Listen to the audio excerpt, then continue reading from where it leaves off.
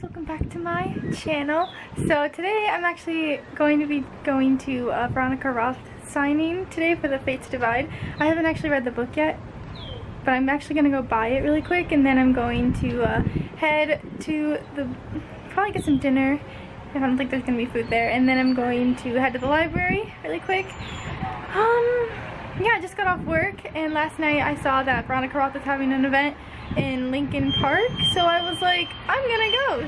I really loved Carve the Mark, so I'm sure The Fates Divide is gonna be amazing, and I know it was very controversial, but if you read the book, you will understand that Veronica Roth is not trying to do anything wrong, and it's a really good book, and I'm really excited because I've been wanting to meet Veronica forever. So she's like so pretty, so I'm excited.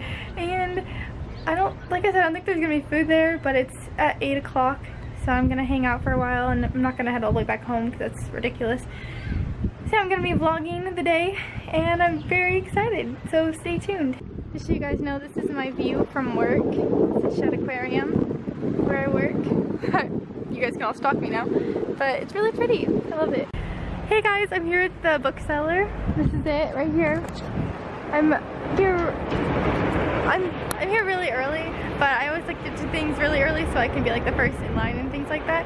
So yeah, I'm just gonna peruse the bookshop. I went to Target and purchased a copy of The Fates Divide, so I have a copy now, but it's already signed, so I'm gonna be like, can you sign it again? Because I want, like, you know, a special little note or something.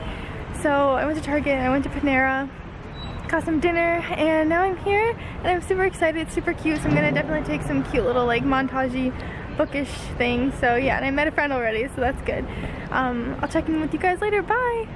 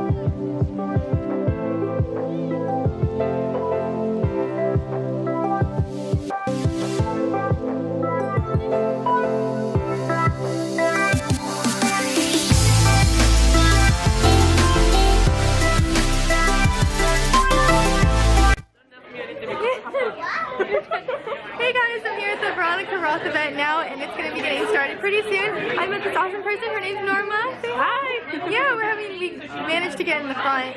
We're here super early, so things are just getting ready, so we're super excited.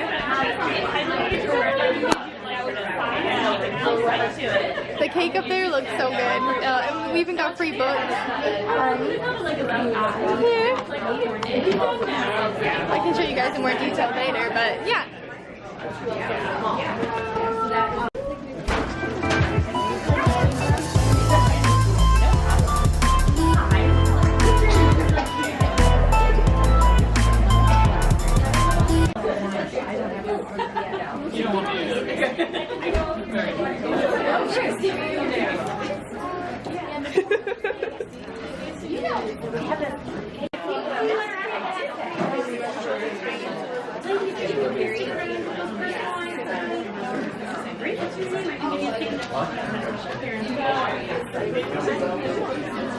So yeah, when you're done, I'm fangirling so hard. I probably cut off my head. Or is my son like, oh my god. There we go. That's better. I know you've probably started the Carve the Mark series, right? Anyone started that? All right, me too. The best. You can find Veronica's short stories and essays in many anthologies, Summer Days and Summer Nights, Shards and Ashes, and Three Sides of a Heart. And the Divergent series was developed into 3 major motion pictures. Now I know who has seen the motion pictures. Veronica and Stephanie.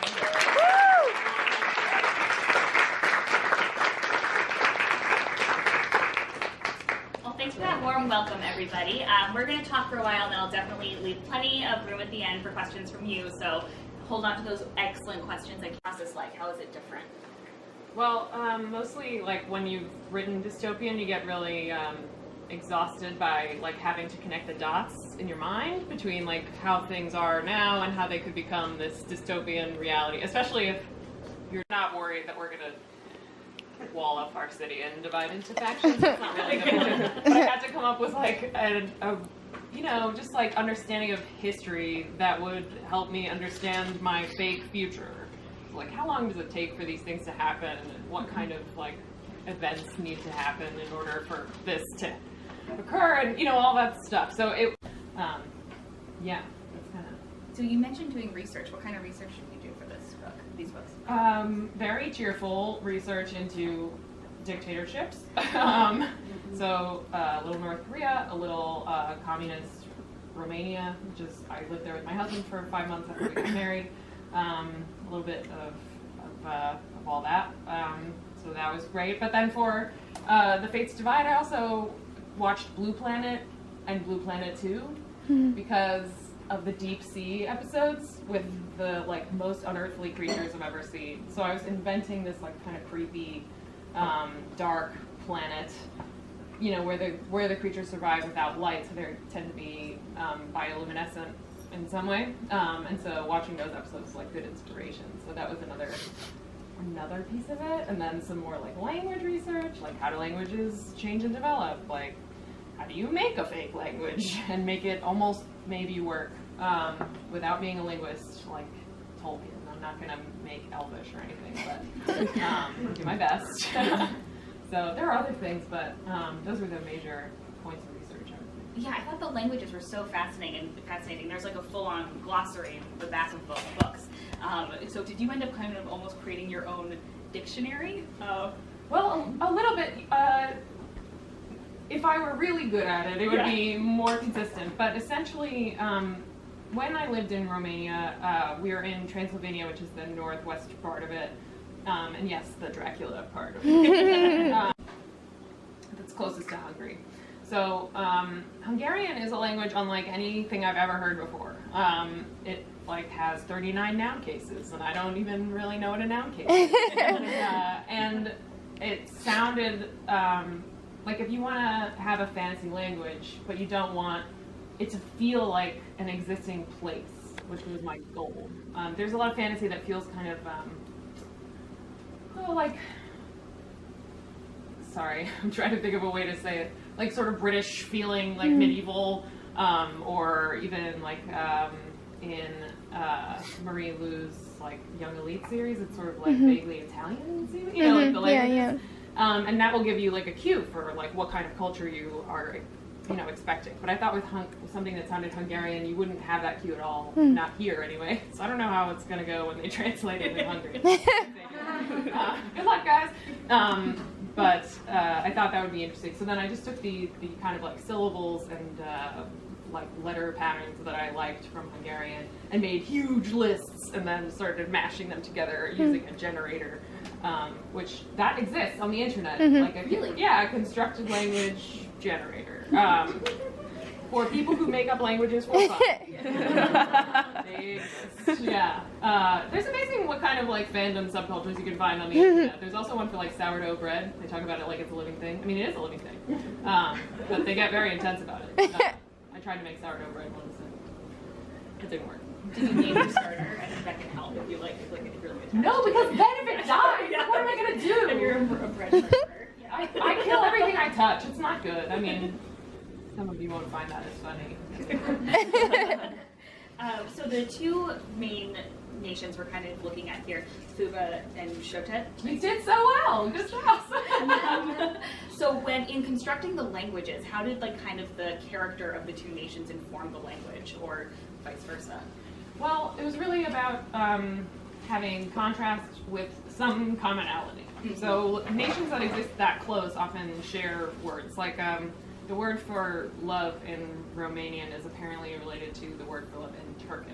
They're kind of close together. So it's te iubesc, which is I love you.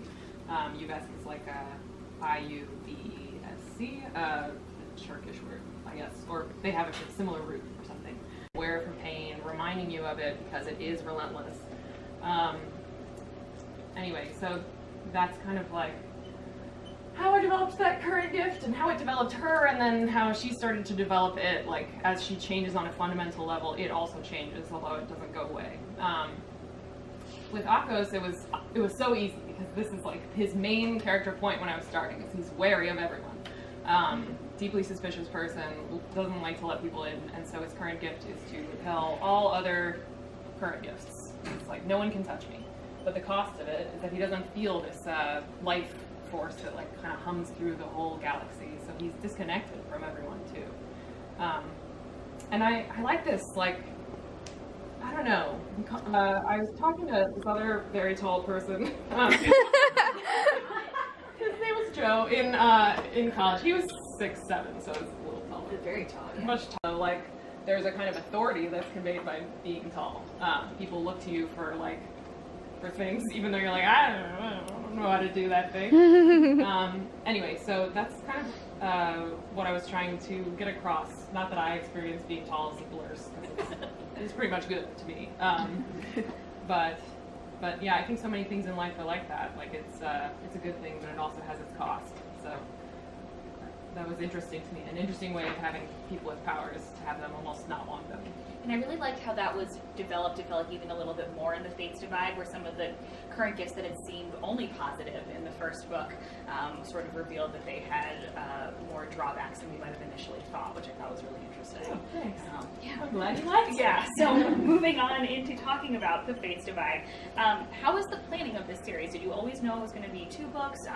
How much of book 2 had been planned out while you were working on book 1? I learned from Divergent that you should plan. Yeah. Definitely plan and not structure your series so that in the 3rd book there's this huge revelation that takes up 50 pages. It's not great. It's not a great structure for a series. I don't mean to like trash on Divergent because I really love those books, but you know, I've grown and like, you know, you start to see your work in a different way, and that means that you're developing. But anyway, so this time I made a big outline, and I outlined it as a trilogy and as a duology both, and I sent them both to my agent, who is very smart, smarter than me, and she was like, it's a duology. Like, the trilogy just feels like you stretch this across 3 books for no reason. So that's kind of how it was always planned to be too. It felt like the most tightly plotted version of this story, and yeah, I had it all planned. And of course it changes as you go, but I outline more now than I ever thought I would. Because I get really angry about it, and it doesn't match at all with the experience I've had talking to young people.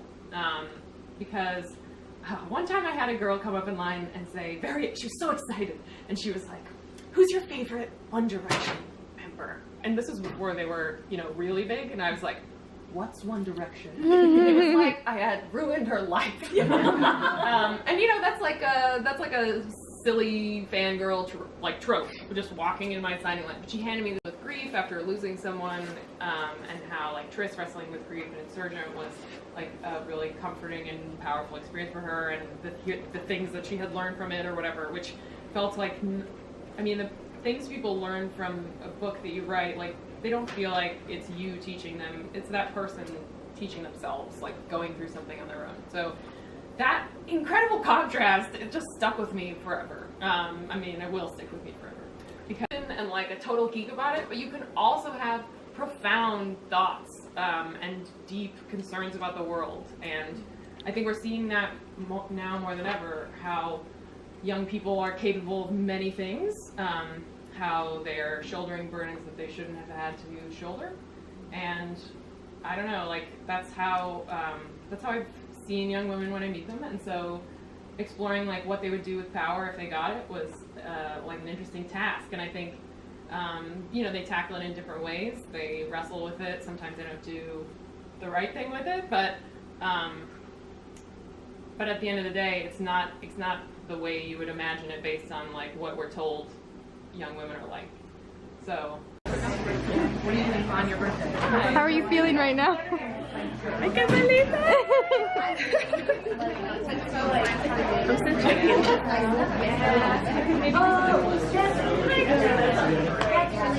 Everyone wave to my vlog! Yay!